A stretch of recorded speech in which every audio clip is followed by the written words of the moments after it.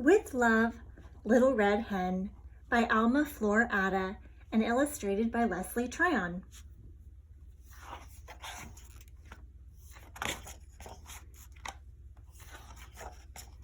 With Love, Little Red Hen.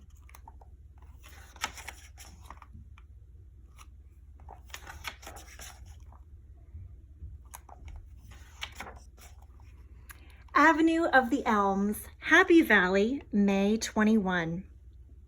Hetty, Henny, Forest Drive, Hidden Meadow. Dear Cousin Hetty, Happy Valley is a beautiful place, and I am pleased to have found a nice little cottage. I look forward to raising my chicks where there is so much space for them to run and play.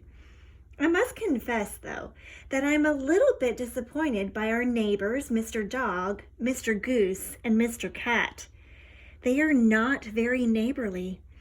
When I asked if they could help me clear the field behind the house to plant corn, they each answered, "Not I, not I, not I." So I have done all the plowing myself. My 7 chicks are too little to help me with such hard work, but they kept me company and cheered me up. Now I'm going to give the chicks their dinner, tuck them in bed, and read them their favorite book. Please write soon. I would love to hear from you. With love, Little Red Hen. P.S. The chicks send you hugs and pecks.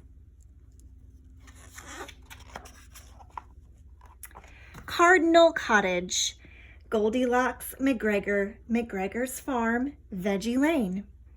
Dear Goldie, thank you for your letter about going to pick berries with Peter Rabbit and his sisters, Flopsy, Mopsy, and Cottontail. It sounds like so much fun. Have you been to their home yet?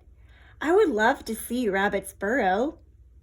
I did not write back before because I spent 2 weeks at my grandma's house.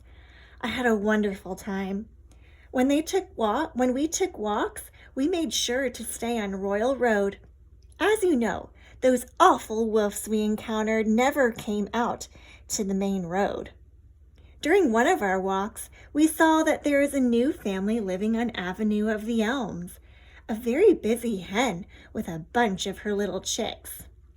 She was tending to a field of newly sprouted corn all by herself, and although it seemed like very hard work, she was singing, and her chicks were singing along too. It was quite wonderful to watch. I wanted to help, but Grandma did not think it proper. She thinks I was so taken by this hen because she is red, and everyone knows how much I like red. The truth is that she was working so hard, and she really needed the help. I hope I can see you soon. Your friend, Little Red Riding Hood.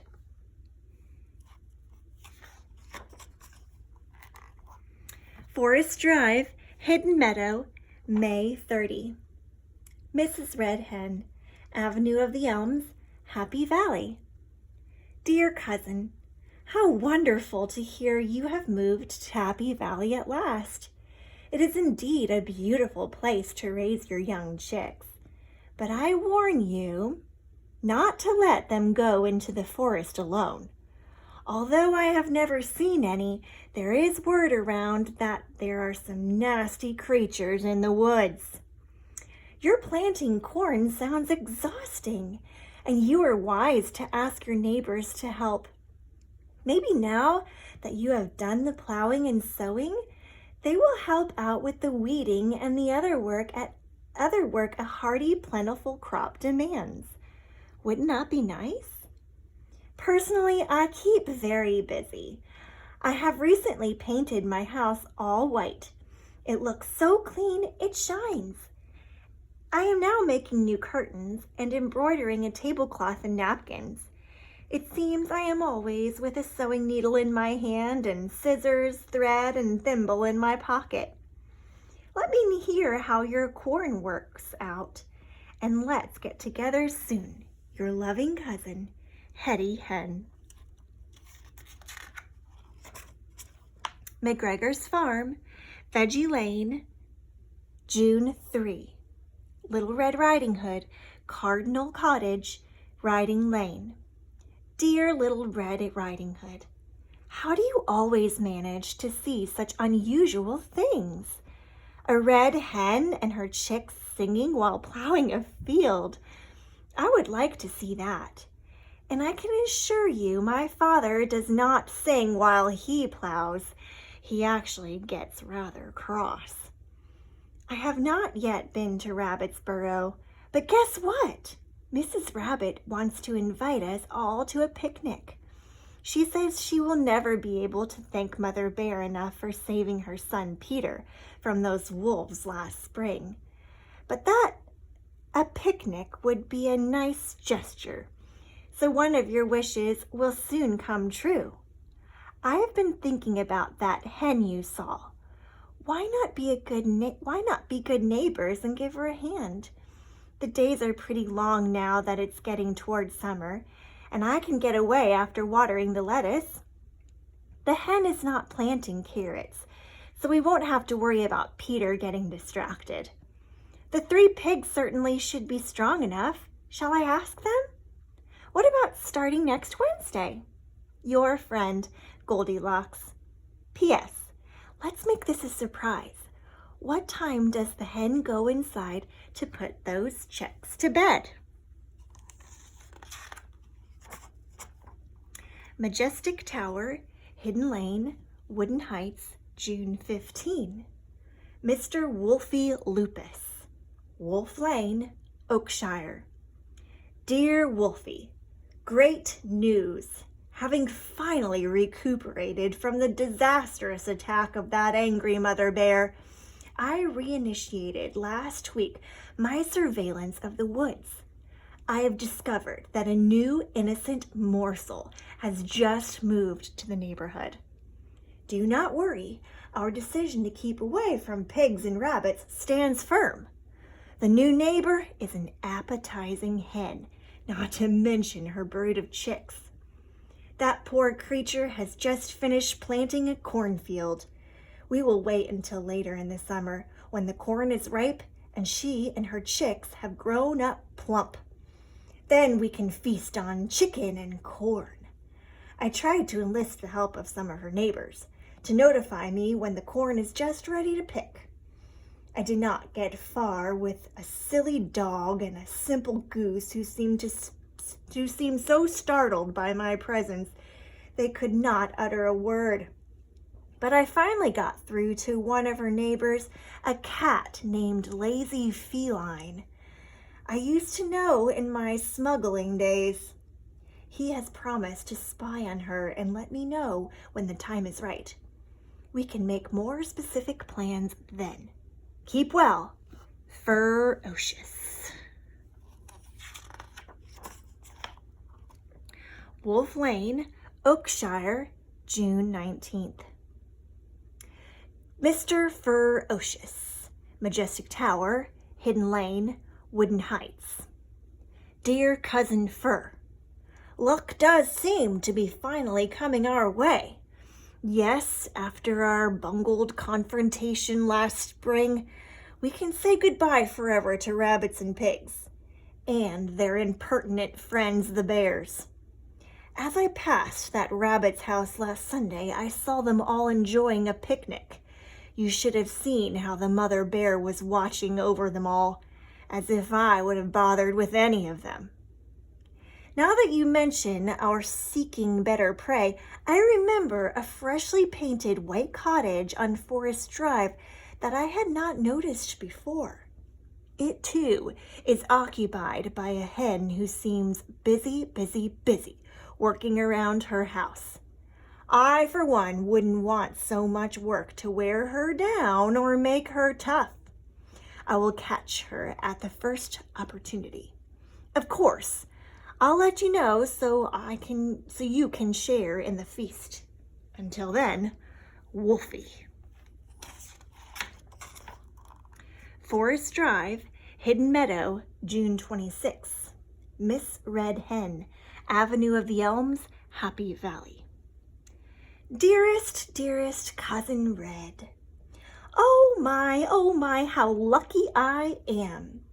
Yesterday, I had the biggest scare of my life. I still can't believe I'm here in my own little house, able to write to you about it. It was such a hot day that I decided to find a cool place by the stream close to my house to do my sewing. As I was walking along the bank looking for a shady tree, I was suddenly lifted in the air. I was unable to see a thing. It took me several moments before I realized I had been stuffed inside an old sack. My captor was carrying me away, and I was so frightened I could hardly breathe. Fortunately, the fellow was either very lazy or out of shape, because he got tired and stopped to rest. He sat under a tree and fell asleep, clutching the bag with me inside. I was desperately thinking of ways to escape when I remembered the needle, thimble, thread, and scissors in my apron pocket. So as soon as I heard loud snores, I cut through the sack with the scissors, placed a big stone inside the sack, and sewed it back up. I barely looked at my captor, a big, mean-looking wolf, and ran all the way home. Now that I am cozily at home, I can't but wonder what the wolf's face looked like when he opened the sack. It's a pity I'll never know. Love from your safe and happy cousin, Hetty Hen. June 25. Ferocious. Majestic Tower, Hidden Lane, Wooden Heights. Come immediately. Hen captured. Let's party tonight. She's a plump, heavy one. Save your appetite. Wolfy.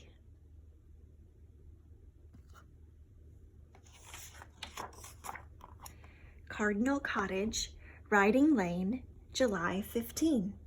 Goldilocks McGregor, McGregor's Farm, Veggie Lane. Dear Goldilocks, now that we have been working in this cornfield, I understand why your father says that the life of a farmer is hard. I can also understand his moods a little better. My hands are full of blisters and my back hurts. I only hope the cornfield thrives and the red hen and her chicks have enough corn to last them through the winter. It's the only thought that helps me keep going. What do you think of putting a scarecrow in the field? Could you ask the pigs if they have any old clothes? I wouldn't want us to do all this work simply to feed a few mean crows. I'm too sore to write more. See you at the cornfield in 2 days. Love, Little Red Riding Hood. Avenue of the Elms, Happy Valley, July 25. Miss Hetty Henny, Forest Drive, Hidden Meadow. Dear Hetty, when I wake up every morning, my first thought is always how grateful I am to be alive. Now I'm doubly grateful because you are also alive. I'm doubly grateful because you are also alive. What a chilling experience. I must say, Happy Valley is turning out to be a place full of mysteries. My corn is growing nicely, but it seems as if it were taken care of by itself. The soil stays moist in spite of the heat, and everything stays so nicely weeded. What is most surprising is that a scarecrow appeared last Thursday in the middle of the field. Certainly, none of this is the doing of my lazy neighbors. I went to ask them, ready to thank them, but all they say is, "Not I, not I, not I." I must say that I am increasingly wary of a glitter in that Mr. Cat's eyes. I just found out from the mail carrier that the cat's last name is really feline, although his mailbox clearly says Mr. Cat. Do you find that strange? The corn should be ready to be picked in 2 weeks, so why don't you spend that Sunday with us? I have been collecting recipes for dishes from all over the world made with corn. It is amazing how many dishes there are. Looking forward to your visit. Your Cousin Red. P.S.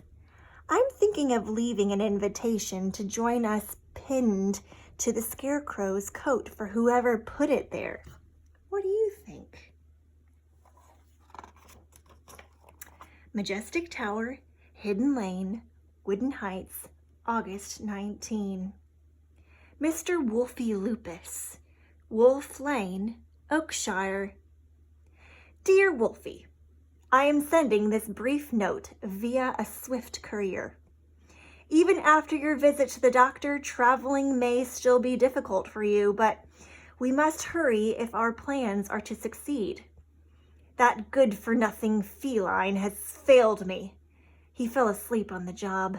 Now he reports that the hen has already harvested the corn and is busily cooking. It looks as if she is expecting guests, too. We must get there before her guests arrive if we want our corn and hen supper. It is time for our feast. Come fast. Yours, Flor.